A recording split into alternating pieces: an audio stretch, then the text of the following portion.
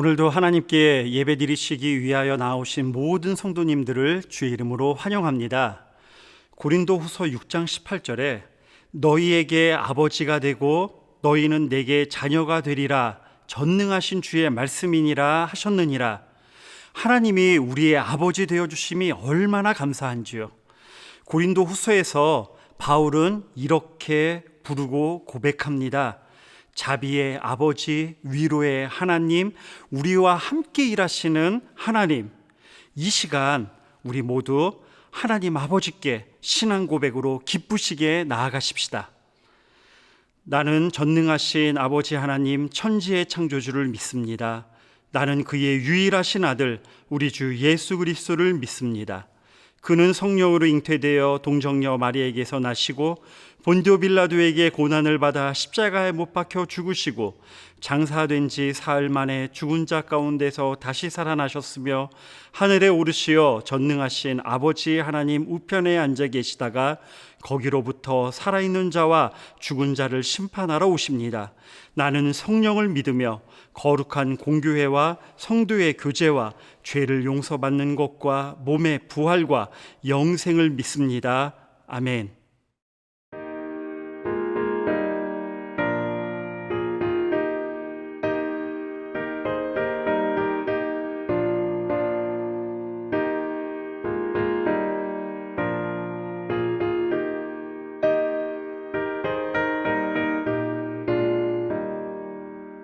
신랑 되신 예수께서 다시 오실 때 밝은 등불 들고 나갈 준비 됐느냐.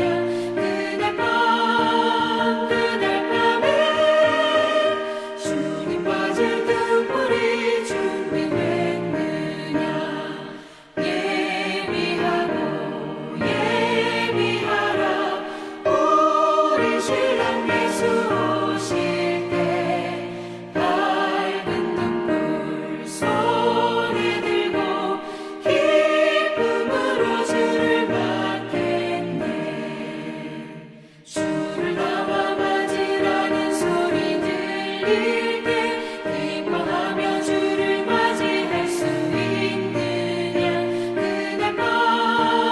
그날 밤에 주님 맞을 등불이 준비됐느냐. 예비하라 우리 신랑 예수 오실 때 밝은 등불 손에 들고 기쁨으로 주를 맞겠네.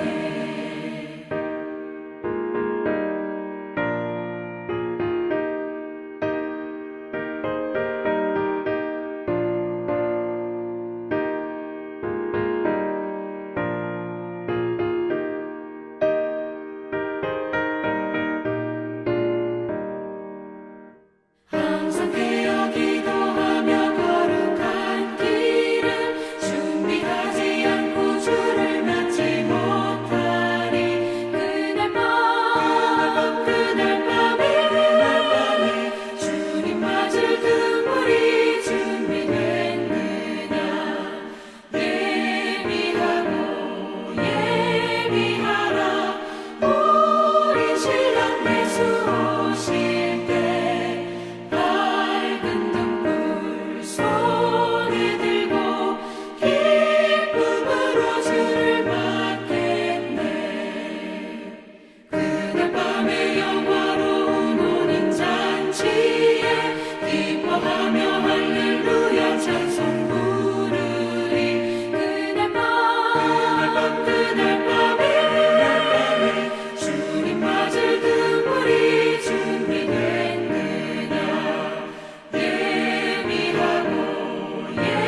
예비하라 우리 신랑 예수 오실 때 밝은 등불 손에 들고 기쁨으로 주를 맞겠네. 하늘에 계신 우리 아버지, 천지를 지으시고 만물을 만드신 전능하신 하나님, 또 저희를 사랑하셔서 십자가를 지시기까지 저희 죄를 사하시고 인도해 주신 구원의 하나님, 그리고 힘들고 어려운 세상에서 절망하지 않게 하시며 자꾸 죄의 길로 들어서려고 하는 저희를 붙잡아 지켜 보호해 주시는 심판자 하나님을 믿습니다. 이 굳건한 믿음으로 죄에서 자유케 하시고 넘치는 은혜와 복을 내려주셔서 영생을 소유케 하시니 감사합니다. 거룩하신 하나님 아버지, 저희 각자가 교회이며 저희 모두가 교회입니다. 이 시대에 주님께서 찾으시는 우리 연합교회가 되게 하소서. 저희에게 예수를 머리로 주인으로 모시고 주님께서 원하시는 지체로서 온전히 섬기게 하시며 주님의 몸된 교회를 세우고 헌신과 봉사를 하지만 사람을 사랑하는 일에 실패하지 않도록 주님의 커신 은총을 베풀어 주옵소서. 긍휼과 자비가 풍성하신 하나님 아버지, 여러 가지 모양과 모습의 절망과 고난 가운데서 하나님의 부르심을 받은 저희 모두가 되게 하여 주시옵소서. 이 어려운 때에 낙심하지 아니하고 각자의 위치를 성실하게 지키면서 하나님의 은총을 기다리는 복된 저희 되게 하시며 절망과 고난을 통하여 오히려 하나님의 뜻을 세우고 하나님의 기쁨이 되는 그런 삶을 누리면서 나아가 많은 사람들에게 저 사람들이 믿는 하나님은 살아계시도다 하는 그런 모습을 보여줄 수 있는 그런 표상이 될 수 있는 저희 모두 되게 하옵소서. 준비하시는 하나님 아버지, 이미 행복의 씨앗을 충분히 저희 각 가정에게 주신 하나님을 찬양합니다. 각 가정에게 주어진 조건과 환경을 다른 이들과 비교하면서 불평하지 않게 하여 주시옵소서. 있는 그대로 잘 가꾸고 온전히 세워서 하나님께서 본래 저희를 향한 계획처럼 태초에 하나님께서 원하셨던 행복한 가정들로 꾸려가도록 하나님의 사랑과 복으로 가득히 채워 주시옵소서.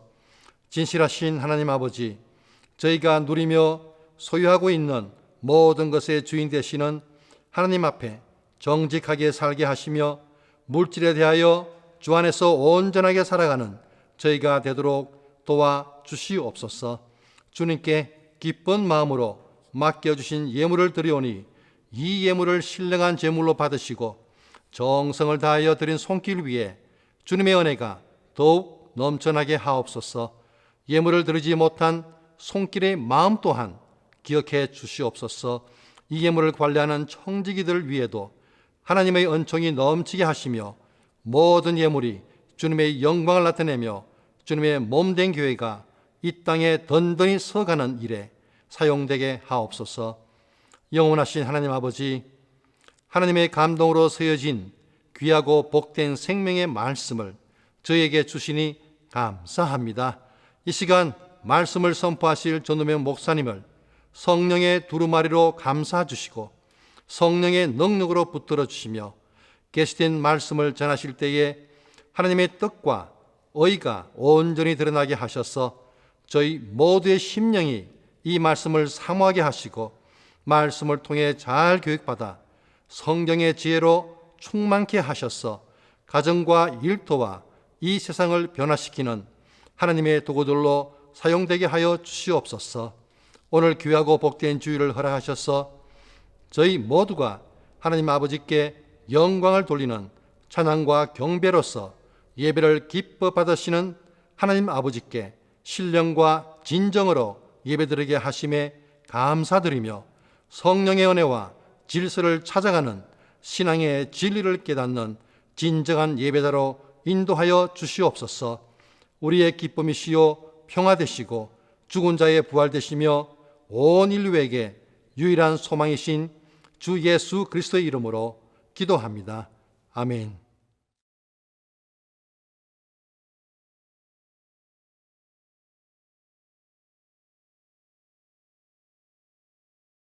네, 오늘은 마가복음 1장 1절에서 11절까지 기록되어 있는 하나님의 말씀을 여러분과 함께 나누고자 합니다. 제가 본문을 봉독하도록 하겠습니다.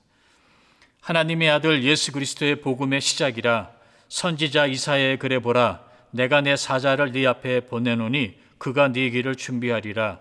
광야에 외치는 자의 소리가 있어 이르되 너희는 주의 길을 준비하라. 그의 오실 길을 곧게 하라. 기록된 것과 같이 세례 요한이 광야에 이르러 죄 사함을 받게 하는 회개 세례를 전파하니 온 유대 지방과 예루살렘 사람이 다 나아가 자기 죄를 자복하고 요단강에서 그에게 세례를 받더라. 요한은 낙타털 옷을 입고 허리에 가죽띠를 띠고 메뚜기와 석청을 먹더라. 그가 전파하여 이르되 나보다 능력 많으신 이가 내 뒤에 오시나니 나는 굽혀 그의 신발 끈을 풀기도 감당하지 못하겠노라. 나는 너희에게 물로 세례를 베풀었거니와 그는 너희에게 성령으로 세례를 베푸시리라. 그때 예수께서 갈릴리 나사렛으로부터 와서 요단강에서 요한에게 세례를 받으시고 곧 물에서 올라오실새 하늘이 갈라짐과 성령이 비둘기같이 자기에게 내려오심을 보시더니 하늘로부터 소리가 나기를 너는 내 사랑하는 아들이라 내가 너를 기뻐하노라 하시니라. 네, 오늘은 세례 요한에 대해서 말씀을 좀 나누고자 합니다. 세례 요한은 도대체 어떤 인물이었는가? 또한 주의 길을 준비하라고 2000년 전에 광야에서 외치던 그의 소리가 21세기를 살고 있는 우리에게 주는 메시지는 무엇인지 한번 같이 살펴보도록 하겠습니다. 먼저 복음의 본문을 한 구절씩 살펴본 후에 설교 마지막 부분에 가서 본문이 교회에게 주는 메시지에 대해서 다루도록 해보도록 하겠습니다. 자, 먼저 세례 요한은 어떤 인물이었는가? 성경에 세례 요한이 어떤 인물이었는지 기록이 되어 있습니다. 누가복음 1장 17절에 기록되어 있는 말씀을 제가 봉독해 드리겠습니다. 쉬운 성경 번역으로 제가 읽어드립니다.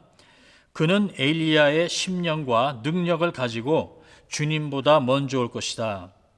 그래서 아버지의 마음을 자녀에게로 향하게 하며 순종하지 않는 사람들을 의인의 지혜로 돌아서게 할 것이다.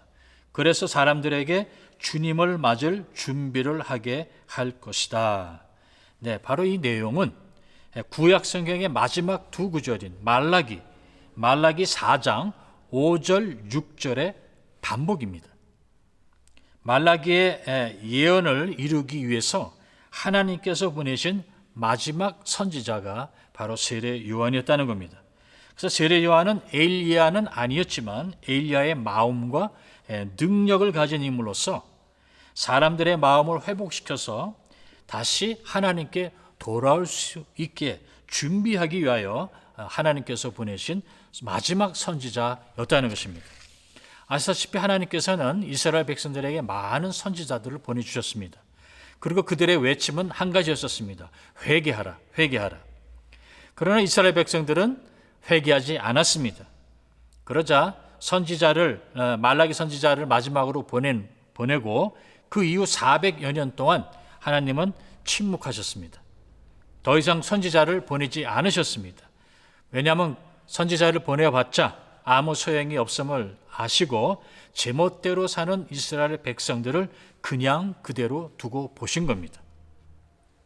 그러다가 때가 되어서 예수님께서 오실 정한 시간에 바로 마지막 선지자 세례 요한을 보낸 것입니다.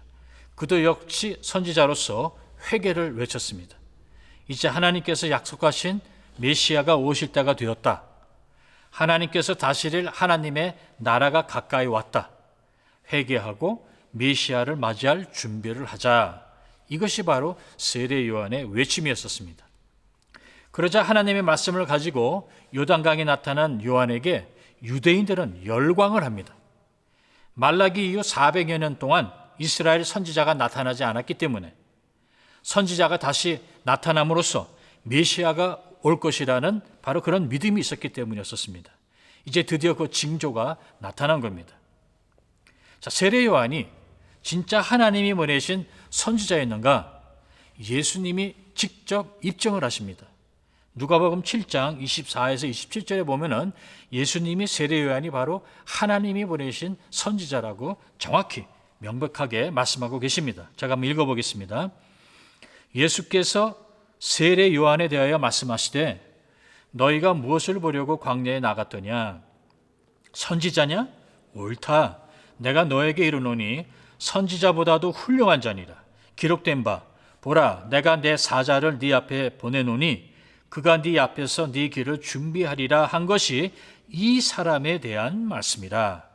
여기서 이 사람이라는 바로 세례 요한을 두고 하신 말씀입니다. 그리고 세례 요한이 하나님이 보내신 마지막 선지자라고 또한 예수님께서 말씀을 하시는데요. 누가복음 16장 16절에 보면은 율법과 선지자는 요한 때까지다 라고 예수님께서 말씀을 하십니다. 여기서 요한은 바로 세례 요한을 의미합니다.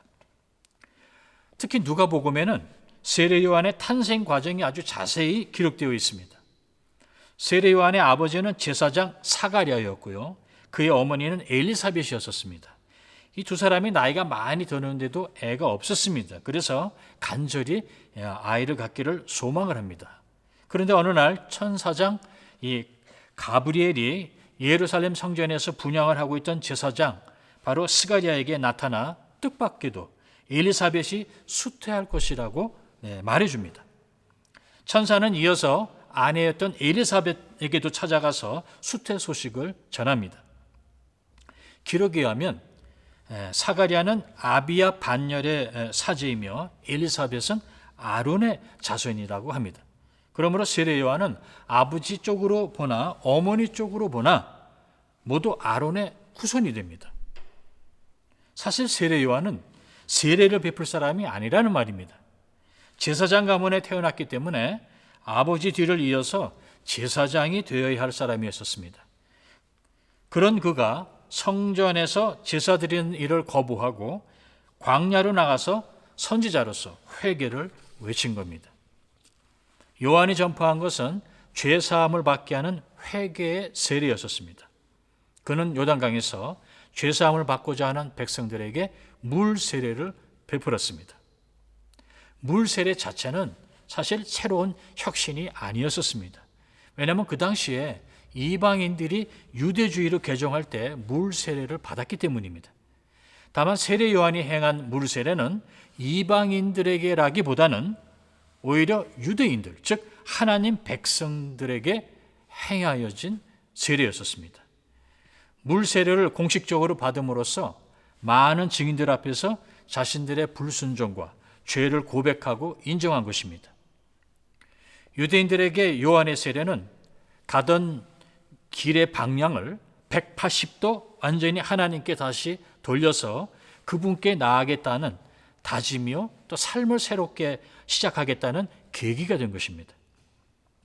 요즘 우리가 교회에서 행하는 물 세례는 성령에 의하여 이미 예수 그리스도를 구주로 영접한 사람이 많은 증인들 앞에서 예수를 믿는 그 믿음을 고백함으로 하나님의 자녀라는 것을 공개적으로 보여주는 예식입니다. 그러니까 세례와는 조금 다릅니다. 요한의 세례는 회개를 나타내는 세례입니다. 사람들이 자기 죄를 자인하고 회개하면 회개한 사람이라고 표를 해주는 그런 세례였던 것입니다. 물은 더러운 것을 깨끗이 씻을 때 사용되고 또 물에 잠겼다가 다시 물 위로 나온다는 것은 과거를 청산하고 새로운 시작을 의미함으로써 그 당시 다른 종교에서도 흔히 사용한 방법이었습니다. 그러므로 본문은 물로 세례를 주는 그 형식, 방식 자체보다 물 세례라는 이 가시적인 의식을 통해서 자신이 죄인이라는 것을 인정하고 회개했다는 사실을 공식적으로 확정하고 또 공개하는 것에 조명이 비추어져 있음을 우리가 이해해야 한다는 것입니다. 자, 회개하라. 천국에 가까이 왔다. 그런데 왜 다른 소재도 많았을 텐데 세례 요한은 그리도 회개를 외쳤을까? 거룩해라, 선을 행해라, 금식을 해라, 외칠 수도 있었을 텐데 세례 요한은 왜 회개를 하라고 했을까? 왜냐하면 죽음을 향해 걷던 발걸음을 180도 완전히 돌려 생명을 향해 내딛는 첫 걸음이 바로 회개이기 때문입니다. 회개는 곧 방향을 돌려 하나님께 다가가는 것입니다. 탕자가 아버지의 집에서 점점 멀어지는 길을 가다가 멈추고 180도 돌아서서 아버지의 집을 향하여 방향을 전환한 것이 바로 회개입니다. 회개는 그러므로 바로 방향 전환입니다. 여러분, 표류된 배를 한번 상상해 보시기 바랍니다. 아무리 육지에서 멀리 떨어져 있더라도 표류된 이 배의 키를 육지를 향해 돌리는 그 순간부터 살 수 있다는 희망이 생기게 되지 않습니까? 그러나 반대로 아무리 육지에 가까이 있다 해도 표류된 배의 키를 육지 반대 방향으로 돌리면 그 순간부터는 기다리는 것은 바로 절망이요 죽음밖에 없습니다. 그래서 회개가 그리 중요하다는 겁니다. 하나님으로부터 멀어지는 방향으로 가다가 180도 돌아서서 다시 하나님을 향하여 가는 것은 죽음과 생명의 차이입니다. 자, 가던 방향을 전환하려면 굉장한 용기가 필요합니다. 의지와 믿음이 요구가 됩니다. 힘들지만 죄인이라는 것을 인정하고 죄를 고백하고 그 삶의 키를 다시 하나님에게로 돌려야만 우리는 살 수 있게 된다는 것입니다. 바로 그 회개를 세례 요한은 광야에서 외쳤던 겁니다. 그래서 세례 요한은 구약 이사야 선지자의 예언대로 광야에서 메시아의 초림을 알리고 죄사함 받는 물 세례를 베풀기 시작한 겁니다. 오늘 우리가 읽은 이 본문 마가가 이 선지자 이사야의 글을 인용한 이유는 세례 요한을 보내신 것이 즉흥적이고 충동적인 사건이 아니라 이미 오래전에 언급되었고 기록된 예언이 지금 이루어지고 있다는 것을 상기시키기 위함입니다. 자, 요한의 이 소명과 사명은 앞서 언급한 것처럼 이 사람들의 마음을 하나님께 돌리게 하는 겁니다. 하나님부터 멀어진 사람들의 마음을 돌이키기 위해는 그는 회개를 강조했고 이에 대한 표시로 세례를 받게 했습니다. 그런데 그의 사역은 당대에 대단한 영향력을 끼치게 됩니다. 그의 외침이 유대인들에게 제대로 먹혀 들어간 것입니다. 5절을 한번 우리 다시 보기 바랍니다. 5절이 아주 의미심장하지 않습니까? 5절 제가 읽어드릴게요. 온 유대 지방과 예루살렘 사람이 다 나아가 자기 죄를 자복하고 요단강에서 그에게 세례를 받더라. 여러분, 온 유대 지방과 그 당시 이스라엘의 중심 도시였던 바로 하나님의 성전이 있던 예루살렘 사람들이 다 나아가서 자기의 죄를 자복하고 요단강에서 세례 요한을 통하여 세례를 받았다고 성경에 기록되어 있습니다. 세례 요한은 대단한 인물이었습니다. 즉 예루살렘 주민들을 포함한 유대 지방의 온 시민들 가운데 아주 큰 회개 부흥 운동이 일어나고 있었다는 겁니다. 소수의 집단만이 광야로 나가서 세례 요한의 외치는 소리를 들은 것이 아니라 그 지역 전체에 영향력을 미칠 만한 대단한 이 회개 운동이 전개되고 있던 그 와중에 그 장소에 누가 나타났는가? 바로 나사렛 예수가 등장한 것입니다. 자, 그럼 그의 이 영향력은, 대단한 영향력은 어디에서 온 것일까요? 예수님처럼 세례 요한도 어느 특정한 직업에 종사하다가 성인이 되어서 하나님의 부르심을 받고 그때부터 광야로 나가서 사역을 시작했을까요? 성경에 보면 세례 요한이 예수님보다 6개월 먼저 태어났다고 기록하고 있습니다.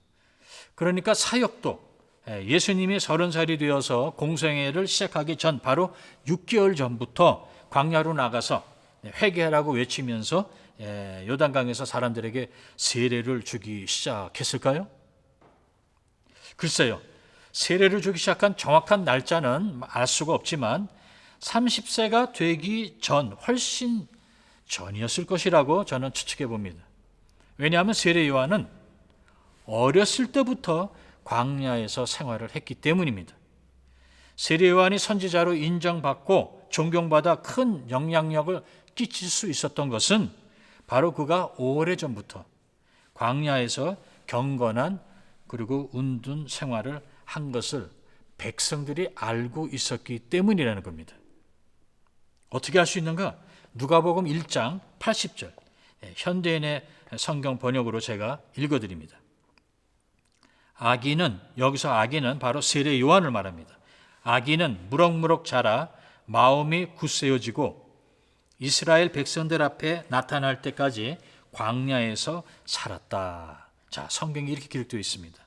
아이가 무럭무럭 자랐고 이스라엘 백성들 앞에 나타나기 전까지 광야에서 살았다고 성경은 기록하고 있습니다. 언제부터 광야에서 살았는지 정확한 그 시기는 알 수 없겠지만 바로 이스라엘 백성들에게 회개의 세례를 베풀기 시작하기 전에 그는 이미 광야에서 살고 있었습니다. 세례 요한은 그 어느 날 갑자기 광야로 가서 회개하라고 외친 것이 아니라는 겁니다. 광야에서 이미 오래전부터 외치는 소리가 있었다고 보는 것이 타당합니다. 아마도 세례 요한의 탄생과 관련된 이 하나님의 임재를 강하게 체험한 세례 요한의 부모들은 아들 요한을 소명대로 키우기 위해 헌신했을 겁니다. 구약의 사무엘, 어머니 한나 기억나시죠? 사무엘이 젖을 떼자마자 아들을 하나님 앞에 바치지 않습니까? 그와 마찬가지로 이 나이 많은 이 엘리사벳이 임신한 것, 그리고 남편 사가랴 제사장이 천사장 가브리엘의 메시지를 믿지 못해서 일시적으로 벙어리가 된 것, 이 모든 것에 대하여 그 당시 백성들이 소문을 통해서 이미 알고 있었다는 것입니다.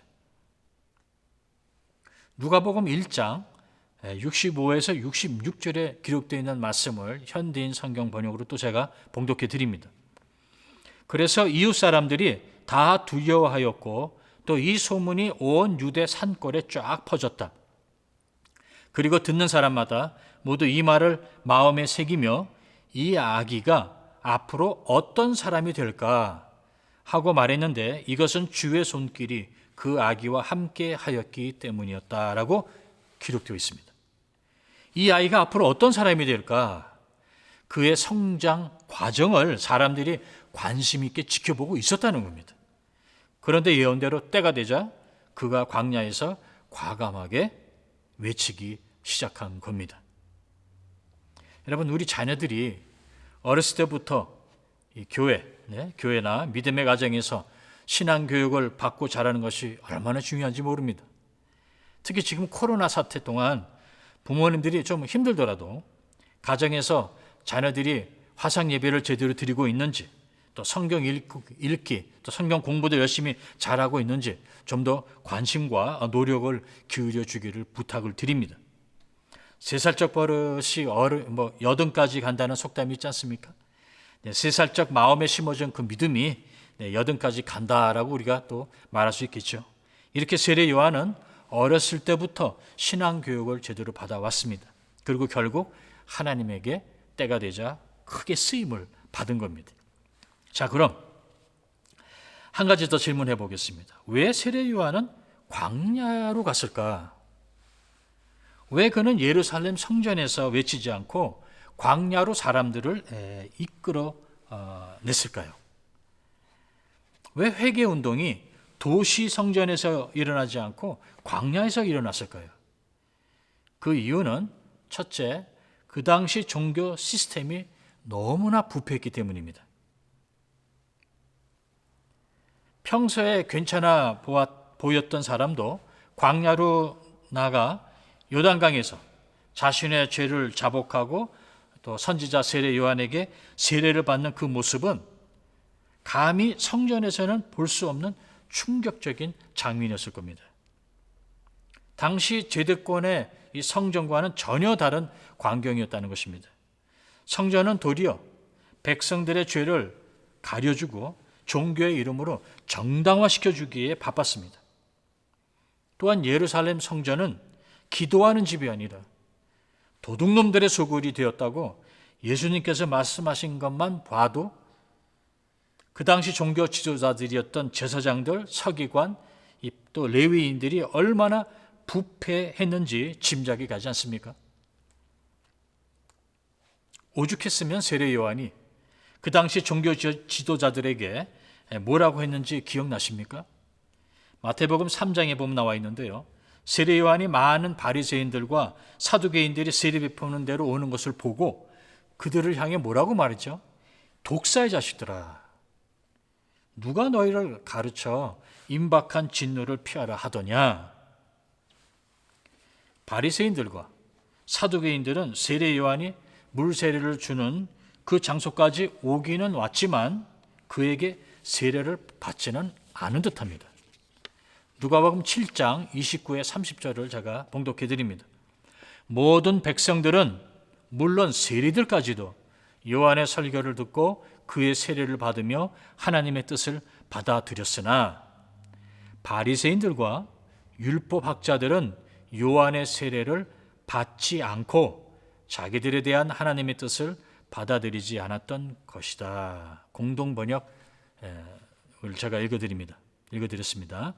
네, 모든 백성들, 하다못해 세리들, 또 바리새인들이 그 당시에 죄인들이라고 칭했던 그 사람들마저도 광야에 나와서 세례 요한의 외침을 듣고 요단강에서 물 세례를 받았다는 것입니다. 그러나 그 장소까지 왔던 바리새인들과 율법학자들은 요한의 세례를 받지 않았습니다. 유대교 지도자들은 끝까지 자신들의 죄를 깨닫지 못하고 회개하지 않음으로써 오히려 예수님을 십자가에 못 박는 돌이킬 수 없는 바로 흉악한 죄를 짓고 말았던 것입니다. 스스로 자신들은 의롭다 여겼으니 군중이 보는 앞에서 세례 요한이 베푸는 회개의 물세례를 받을 리가 없지요. 거부할 수밖에 없을 겁니다. 세리들이나 그들이 칭하던 이 죄인들이나 회개할 일이라고 생각했기 때문에 자신들은 그 물세례에서 제외시킨 겁니다. 자, 또 하나의 질문을 또 한번 던져보도록 하겠습니다. 왜 그는 낙타 털 옷을 입고 허리에 가죽띠를 띠고 있었을까요? 조금 전에 제가 말씀드렸죠. 누가복음 1장 17절에 세례 요한은 마치 엘리야처럼 그의 능력과 심령을 가지고 주님보다 먼저 올 것이라는 예언 말입니다. 그렇다면 구약의 엘리야 선지자의 옷차림은 어떠했을까? 그는 고급 비단 옷을 입고 금띠를 허리에 두르고 다녔을까? 구약 엘리야 선지자의 옷차림에 대해서 열왕기하 1장 8절에 기록되어 있는데요. 쉬운 성경 번역으로 제가 읽어드리겠습니다. 내용은 이런 겁니다. 그 당시에 아하시야 왕이 신하에게 심부름을 시킵니다. 근데 신하가 심부름을 가다가 길가에서 누구를 만납니다. 누군지 몰라봐요. 다시 왕이 돌아와서 길을 가다가 누구를 만났다고 하자 바로 그 아하시야 왕이 그 신하에게 그 사람이 도대체 어떤 옷을 입고 있더냐, 바로 그 사람의 옷차림에 대해서 질문을 하는 장면이 나옵니다. 자, 거기 한번 제가 읽어드리겠습니다. 심부름하는 사람들이 대답했습니다. 그 사람은 털옷을 입고 허리에는 가죽띠를 메고 있었습니다. 아하시야 왕이 말했습니다. 그 사람은 디뎁 사람 엘리야다. 신하들이 그 사람은 털옷을 입고 허리에는 가죽띠를 띠고 있었습니다 라고 그 사람의 옷차림을 묘사하자 아하시야 왕이 말하기를, 그러면 그 사람은 바로 엘리야 선지자야. 바로 구약의 선지자 엘리야도 털옷을 입고 허리에는 가죽띠를 메고 있었다는 겁니다. 세례 요한이 그러므로 이렇게 옷을 입은 이유는 그가 바로 엘리야와 같은 선지자라는 것을 나타내기 위함이었다고 추측해 볼 수 있습니다. 아마 다른 선지자들도 이런 복장을 하고 다녔을 가능성이 높습니다. 중요한 것은 선지자들의 이런 차림새가 우리에게 주는 교훈입니다. 세례 요한의 행색, 이 차림새는 참회하고 또 회개하는 자의 마음 자세를 시각적으로 연출한다고 우리가 한번 해석해 볼 수 있습니다. 이 세상에 있는 육신의 정욕과 또 안목의 정욕과 이생의 자랑의 화려한 옷을 다 벗어버리고 심플한 차림새로 하나님 앞에 서야 한다는 것입니다. 거칠애로 가리워졌던 우리의 진짜 모습을 하나님 앞에 드러내 보여야 치유와 구원이 이루어지게 된다는 것입니다. 예수님이 세례 요한에 대해서 말씀하시면서 사람들에게 이렇게 묻습니다. 너희는 광야에 왜 나갔더냐?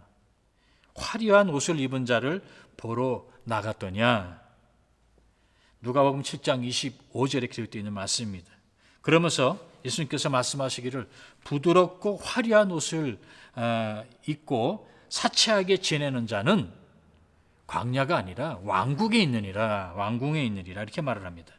아마 왕궁에서 화려한 옷과 기름진 음식을 먹으면서 자신의 죄를 회개하지 않던 헤롯 왕을 가리키지 않았는가 해석해 볼 수 있겠습니다. 광야로 나온 자들은 바로 회개하기 위해서 나온 자들입니다. 광야에서는 화려하고 고급스러운 파티복이 필요 없습니다.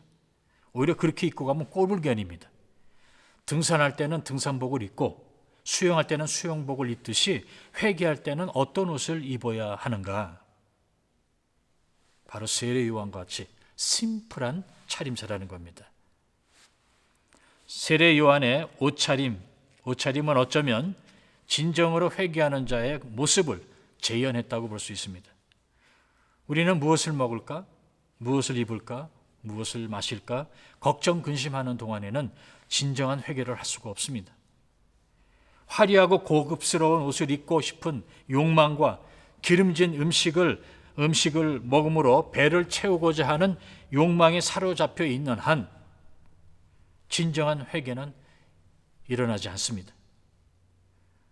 먹고 살기 바빠서 주일날 교회 갈 수 없다고 핑계를 대는 자에게 죄를 고백하고 회개하라는 영적 메시지는 별 의미가 없는 법입니다. 반대로 먹고 마시고 쾌락만 추구하는 자도 역시 영적인 일에 관심이 없기는 마찬가지입니다. 세례요한처럼 먹는 것, 입는 것, 소유하는 것에서부터 자유함을 얻을 때 회개하기가 더 쉬워집니다. 사막이나 광야에서 길을 잃어버렸을 때 가장 중요한 것이 무엇입니까? 바로 생명 아닙니까? 돈, 보석, 유명 메이커, 밍크코트가 무슨 소용이 있습니까? 길 잃어버린 우리에게 가장 필요한 것은 바로 마실 생수, 먹을 생명의 떡이신 예수 그리스도밖에 없습니다. 그분을 향해서 나가는 것이 바로 회개입니다. 이런 것을 다 벗어버리고 주님께 나아가야 한다는 것입니다. 예를 한번 들어볼까요? 환자가 치료를 받기 위해서 이제 수술을 받아야 됩니다. 병원에 가서 수술실에 누울 때 그가 입고 있었던 몇만 불짜리 옷 벗어야 됩니다. 그가 들고 있던 유명 메이커 가방 내려놔야 합니다. 그가 손목에 차고 있던 명품 시계 벗어야 합니다. 그가 목에 걸고 있던 금 목걸이 또는 손가락에 끼고 있던 다이아몬드 반지 다 벗어놔야 됩니다. 다 벗고 알몸으로 누워야 합니다. 회개하는 자의 모습이 바로 이렇습니다. 회개하는 자는 하나님 앞에 치장하지 않은 자신의 원래 그 모습대로 나아가야 합니다. 하나님 앞에 섰을 때 치렁치렁하고 화려해 보이는 치장은 오히려 거추장스러운 것이 된다는 것입니다. 몸에 걸친 게 많으면 많을수록 회개의 장소로 나아가기가 힘들어집니다. 회개는 우리의 삶을 거추장스럽게 하는 액세서리를 하나씩 내려놓는 작업이라고 할 수 있습니다. 여러분 탕자 보십시오. 탕자도 자신의 몸을 치장했던 모든 것을 잃어버리고 알몸이 되자 그때서야 아버지가 생각나서 아버지의 집으로 돌아오지 않습니까?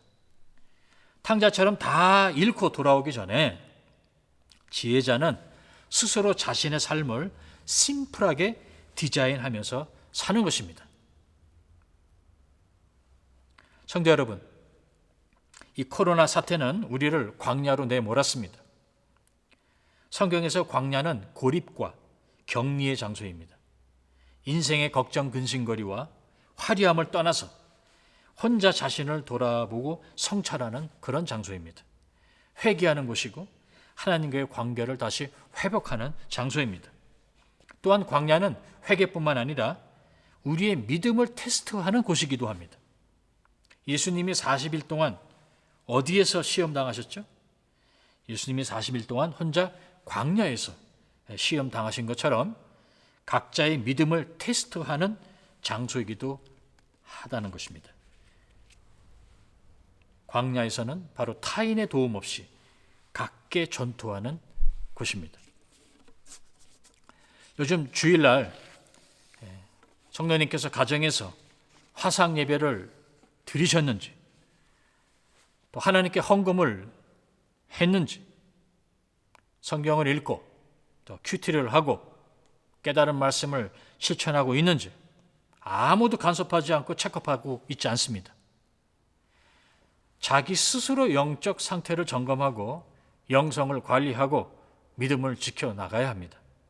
오히려 코로나 사태가 각자의 믿음을 테스트하는 좋은 기회가 된 것입니다. 홀로 서기를 배우고 그리고 홀로 걷기를 시도하는 좋은 기회입니다.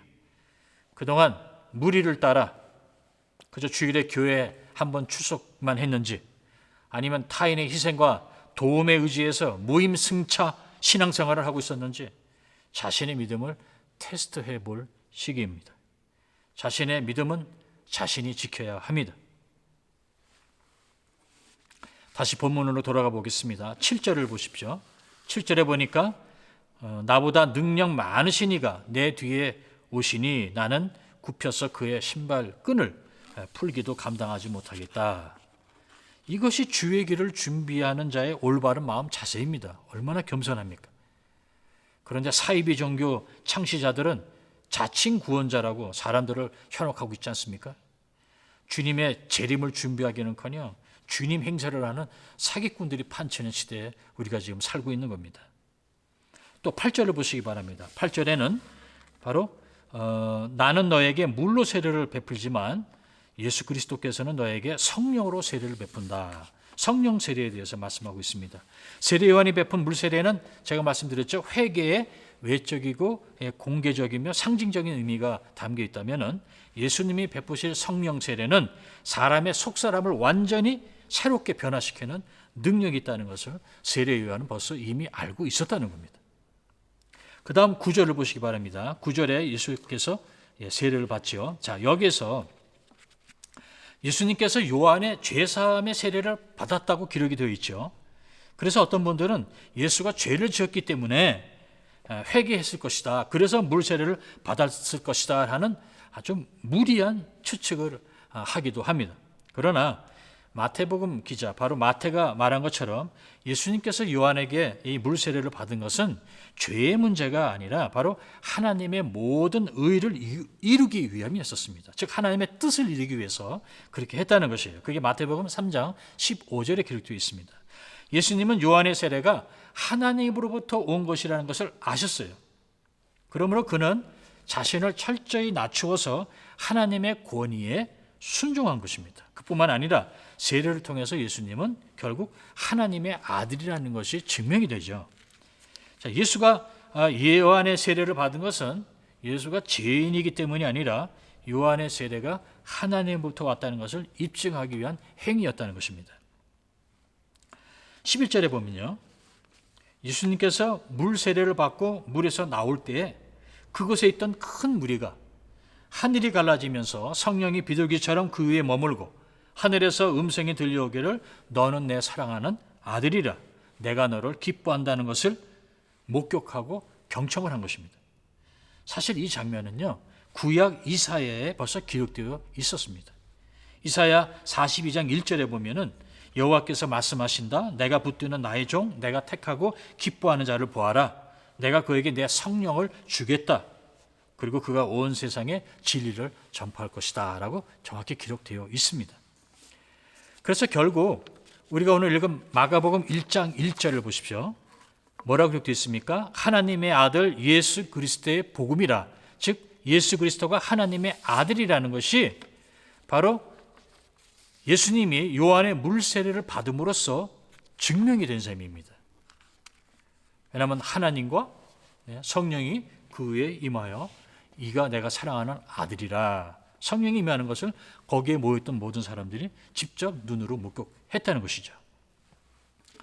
자, 여기서 이제 본문 연구는 이 정도로 마치고 21세기를 살고 있는 우리 교회에게 세례 요한이 외치는 이 소리가 무엇인지, 우리에게 어떤 메시지를 지금 전달하고 있는지에 대해서 잠깐 살펴보도록 하겠습니다. 자, 세례 요한은 어떻게 예수님의 초림을 준비했습니까? 첫째, 그는 광야로 나갔죠. 광야에 있었습니다. 둘째는 그는 외쳤어요. 백성들에게 너희는 주의 길을 준비하라. 그의 오실 길을 곧게 하라 하고 외쳤습니다. 그렇다면 어떻게 하는 것이 주님의 길을 준비하고 그의 오실 길을 곧게 하는 겁니까? 비포장 도로를 포장하라는 겁니까? 다리를 놓아주라는 겁니까? 아닙니다. 바로 그가 베풀었던 회개, 물세례, 이걸 의미합니다. 세례 요한이 2000년 전에 이 땅에 오신 예수님의 초림을 준비하는데 쓰임을 받았다면 이제 앞으로 다시 오실 예수님의 재림을 준비하는 사명은 교회에게 주어진 겁니다. 바로 교회가 이제는 예수님의 재림을 준비해야 할 때입니다.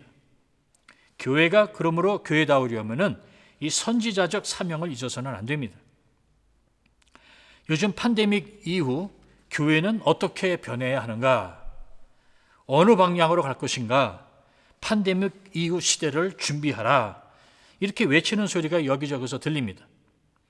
누구는 화상으로 예배를 드림으로써 설교가 더 중요해졌다. 그러므로 목사들이여 설교에 신경 써라. 이렇게 말씀하시는 분도 있고요. 또는 이 교회에게 말하기를 화상으로 예배를 드리니까 인터넷 이런 컨텐츠에 필요한 장비나 시스템을 더 강화시켜라. 이런 말들을 하고 있습니다만은 과연 우리가 준비해야 하는 것이 팬데믹 이후 시대일까요? 아닙니다. 2000년 전이나 지금이나 교회가 준비해야 하는 것은 팬데믹 이후 시대가 아니라 바로 주님의 재림입니다. 백성들이 회개하고 죄사함 받게 하는 것이 바로 주님의 길을 준비하고 그의 오실 길을 곧게 하는 겁니다. 바로 회개입니다. 회개. 교회가 즉 하나님의 백성이 예수님의 재림을 준비하고 길을 곧게 하는 것은 교회가 회개하는 겁니다. 불신자들을 주님께 인도하기 전에 먼저 하나님의 백성인 교회가 먼저 회개해야 합니다. 목사인 제가 먼저 회개하고 성도님들도 회개해야 합니다. 불신을 회개하고 불순종을 회개하고 나태함을 회개하고 방탕함을 회개하고 교만함을 회개하고 하나님보다 소유한 물질을 더 의지한 것을 회개해야 합니다. 한마디로 말해서 하나님 말씀대로 살지 않고 제멋대로 산 것을 회개해야 한다는 것입니다. 이스라엘 백성은 다시 하나님께 돌아오라는 선지자들의 외침을 무시한 채 제멋대로 살았습니다. 그래서 400년 동안 하나님은 더 이상 선지자를 이스라엘 백성들에게 보내지 않으셨습니다. 그러다 메시아 예수님의 초림을 준비하기 위하여 마지막 선지자 세례 요한을 보낸 겁니다. 그리고 그 하나님이 이제 주님의 재림을 준비하라고 교회를 이 땅에 세워주신 겁니다. 주님께로 사람들이 접근할 수 있도록 그 길을 준비하는 작업을 교회가 해야 한다는 것입니다. 저는 개인적으로 제 인생 모토가 있습니다. 그 모토는 예수께로 사람들을 유치하는 겁니다. 예수께로 사람들을 이끌고 인도하고 인내하는 겁니다. 세례 요한이 사람들의 죄사함을 위하여 회개의 세례를 받게 한 것처럼 이제 우리도 물과 성령의 세례를 받도록 불신자들을 주님께로 인도해야 한다는 것입니다. 교회가 불신자들에게 회개하라고 외쳐야 합니다. 교회가 예수님의 재림을 준비하고 그의 길을 곧게 하는 사역은 바로 회개 운동입니다. 교회 건물 세우고 자산 확장하고 성장을 도모하는 것이 회개 운동을 목표로 삼고 그 목표를 달성하기 위한 수단이 될 때에는 문제가 없지만 권장할 만하지만 그 자체가 주님의 재림을 준비하는 것은 아닙니다. 오늘날 우리 개인이나 교회가 지금보다 더 힘을 기울여야 하는 것은 더 나은 프로그램이나 활동을 도입하는 것이 아닙니다. 사실 지금 갖고 있는 기존 프로그램이나 활동으로도 충분합니다. 우리에게 필요한 것은 오히려 더 깊은 회개를 하는 것입니다. 그게 우리를 살리는 길이고 교회를 살리는 길이고 민족을 살리는 길입니다. 죄를 지어서 망한 백성은 없습니다. 그러나 회개하지 않아서 망한 백성은 많습니다. 우리 다 죄인입니다. 그러나 우리가 회개할 때 다시 우리는 회복할 수 있게 되는 것입니다. 주님의 초림을 준비한 것이 회개라면은 주님의 재림 때도 마찬가지입니다. 바로 회개입니다. 교회가 코로나 사태 이후 시대를 제일 잘 준비하는 것은 주님의 재림을 잘 준비하는 것입니다. 바로 회개하는 것입니다. 화상으로 가정에서 예배를 드리던 교회 예배당에 모여서 현장 예배를 드리던 우리가 해야 할 가장 시급하고 중요한 것은 바로 회개입니다. 지금 이대로 그대로 살아서는 안 된다는 것이죠. 이때까지 걸어왔던 길이 잘못된 길이었다면 깨닫고 삶의 방향을 바꿔야 합니다. 이전에 좋았던 것들 이제는 버리고 이전에 관심이 없던 것에 이제는 관심을 가져야 한다는 것입니다. 회개하면은 이전과의 다른 우선순위와 가치관을 가지게 되는 것 아니겠습니까? 그러므로 세례요한처럼 교회는 이제 주님의 재림을 준비해야 합니다. 즉 기독교인들의 회개 운동을 도모하고 주동해야 할 뿐만 아니라 불신자들로 하여금 복음을 받아들이도록 우리가 전도를 해야 한다는 것입니다. 자, 코로나 바이러스 사태 전이든 후이든 우리에게 달라질 것은 별로 없습니다. 생활 패턴이나 습관이 조금은 바뀔지 모르겠지만 교회가 준비해야 하는 것은 코로나 사태 이후가 아니라 바로 주님의 재림이기 때문입니다. 교회가 준비해야 하는 것은 코로나 사태 이후 어떻게 각 교회가 생존할 것이냐가 아니라 어떻게 주님의 재림을 준비할 것이냐에 우리의 모든 것을 걸어야 한다는 것입니다. 미국 통계에 하면은 코로나 사태로 인해서 개신교 교회 5개 중에 1개가 문을 닫을 것이라고 합니다. 그러나 저는 과감하게 이렇게 여러분에게 말씀드리고 싶습니다. 주님의 재림을 제대로 준비하는 교회는 살아남습니다. 오히려 더 성장할 겁니다. 교회가 회개할 때, 그리고 교회가 전도할 때 그 교회는 주님의 교회이기 때문에 결코 망하지 않습니다. 신랑을 맞으러 나간 슬기로운 5 처녀의 이야기 기억나시죠? 그들은 그릇에 기름을 담아 등과 함께 가져갔기 때문에 신랑이 왔을 때 그와 함께 혼인잔치에 들어갈 수 있었습니다. 성경에서 기름은 자주 성령을 의미합니다. 교회가 성령 충만해서 회개하고 전도하는 것이 바로 주님의 재림을 제대로 준비하는 것입니다. 연합교회 성도 여러분, 연합교회 흥망성쇠는 저를 비롯하여 연합교회 교우들이 회개하느냐 안 하느냐, 전도하느냐 안 하느냐에 달려 있습니다. 교회 건물 크기나 교회 재정에 달려 있는 것이 아니라는 것입니다. 그러므로 연합교회는 코로나 이후를 준비한다기보다 주님의 길을 준비하는 교회, 주님의 재림을 준비하는 교회가 되기를 나사렛 예수 그리스도의 이름으로 간절히 축원합니다.